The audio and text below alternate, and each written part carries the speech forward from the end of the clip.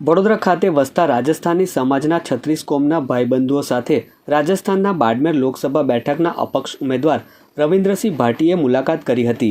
આવનારી લોકસભાની ચૂંટણીમાં રાજસ્થાની સમાજના લોકો ત્યાં આવીને પોતાના તરફી મતદાન કરે તે માટે તેઓએ વિનંતી કરી હતી।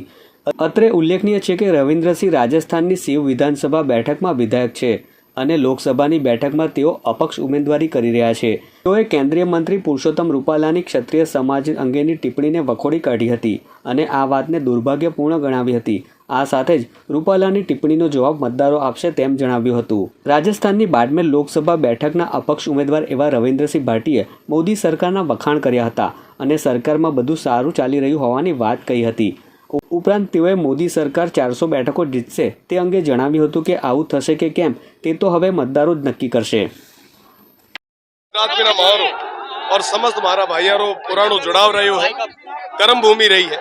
आज मैं तमाम प्रवासी भाइयों ने निवेदन करने आयो हूँ कि आने वाले लोकसभा चुनाव रे मीना आप छोटे भाई रविंद्र साथ दया सहयोग री अपील करने वास्ते आए। देखो साहब, राजनीति रे मीना टिक्का टिप्पणी मीना हमेशा हर नेता ने बचना चाहिए और कोई एड़ी कदी टिप्पणी नहीं करनी चाहिए जिसके मीना कहना ठेस पहुंचे।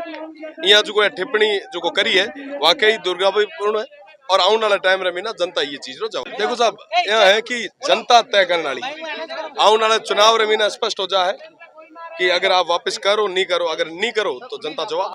देखो साहब, टिकाने वाली जनता है, 36 कौम रा लोग है जो को अगर जगह बेड़ा मजबूती में खड़ा रह जावे तो हर एक चीज और जवाब देने वास्ते भी तैयार।